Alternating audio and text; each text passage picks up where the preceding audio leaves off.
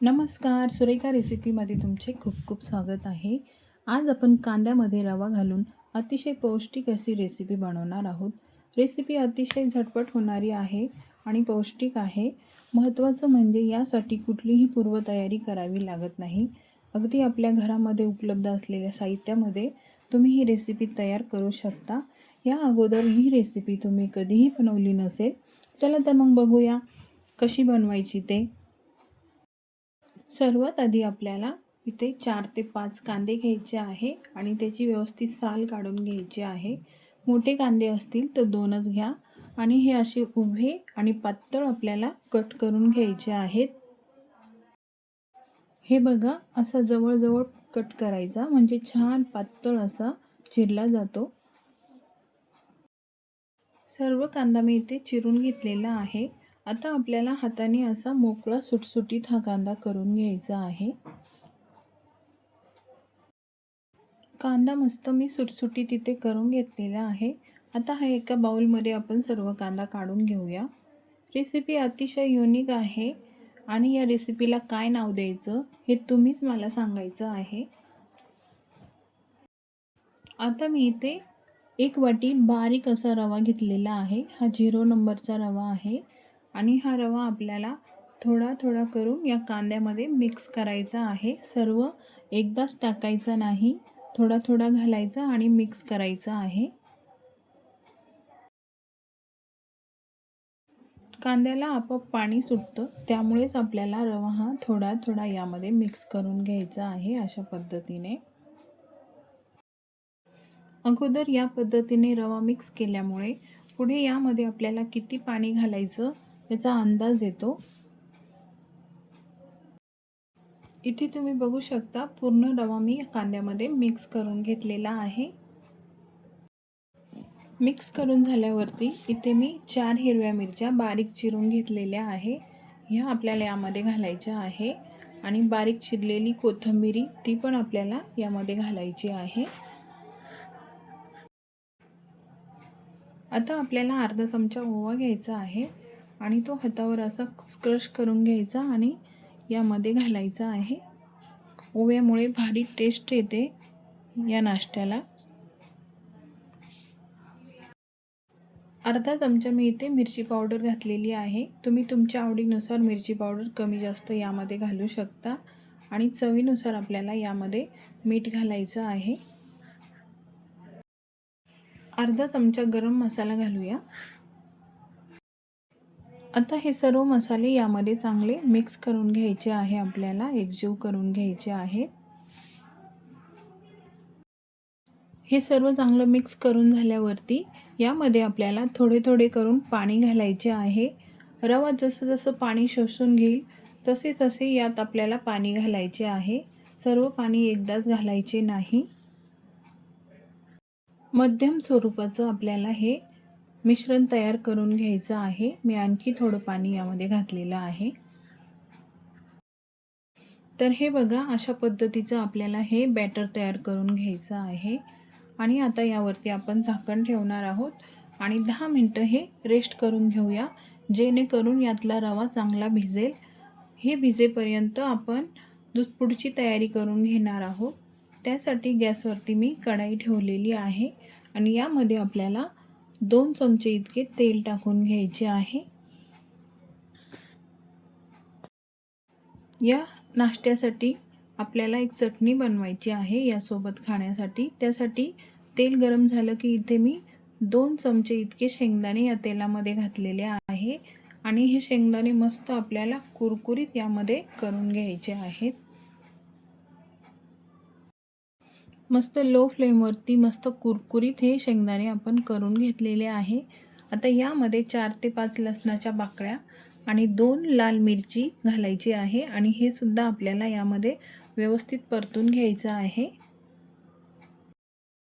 एक मीडियम साईजचा टोमॅटो मी असा उभा चिरून घेतलेला आहे, तो सुद्धा आपल्याला यामध्ये घालायचा आहे आणि हा सुद्धा मऊसूद होईस्तोवर आपल्याला परतून घ्यायचा आहे.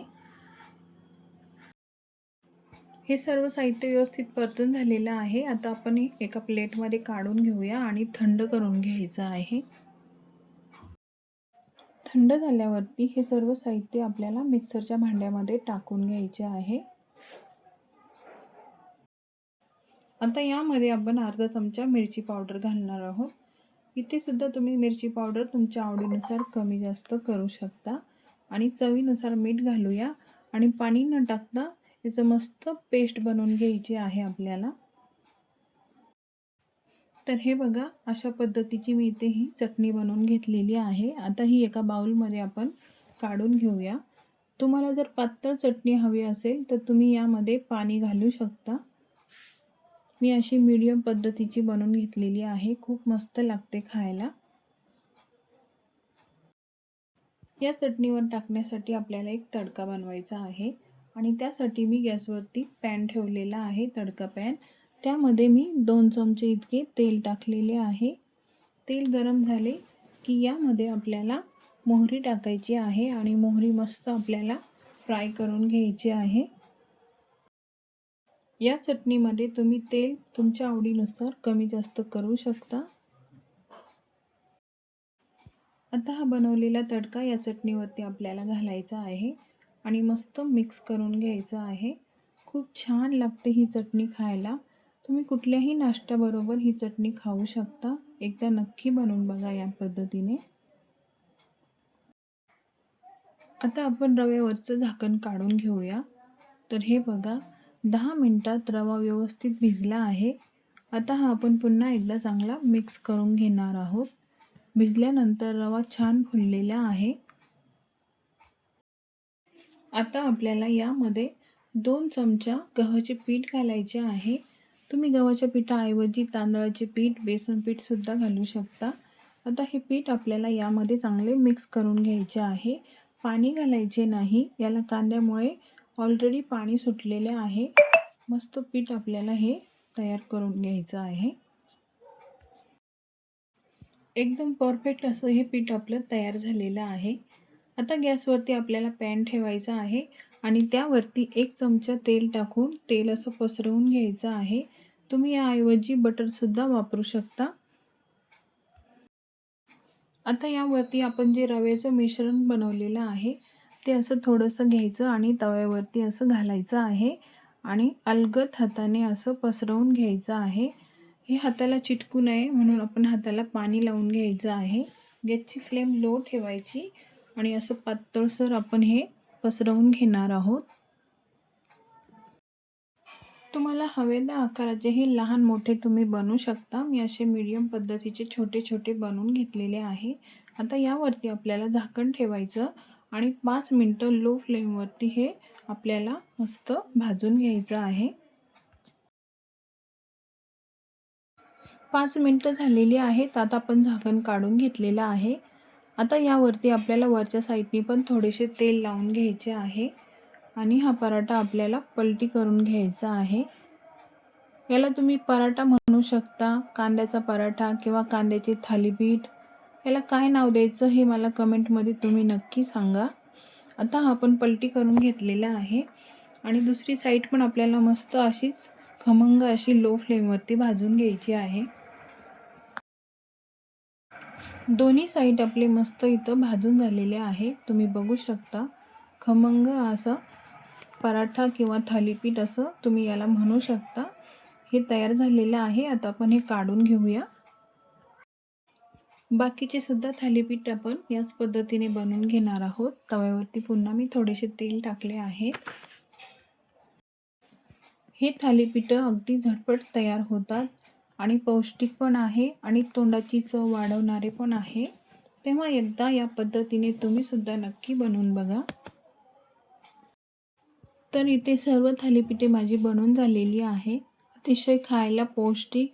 जेव्हा तुम्हाला चपाती भाजी बनवायचा कंटाळा आला असेल त्यावेळेस सुद्धा तुम्ही हे थालीपीठ बनवू शकता। खूपच खमंग लागतात खायला। याआधी तुम्ही कधीच बनवले नसतील असे थालीपीठ, एकदा नक्की बनवून बघा अशा पद्धतीने। रेसिपी आवडली तर लाईक करा, शेअर करा, चॅनलला सबस्क्राईब करा। पुन्हा भेटू पुढच्या रेसिपीमध्ये। तोपर्यंत मस्त खा आणि मस्त रहा।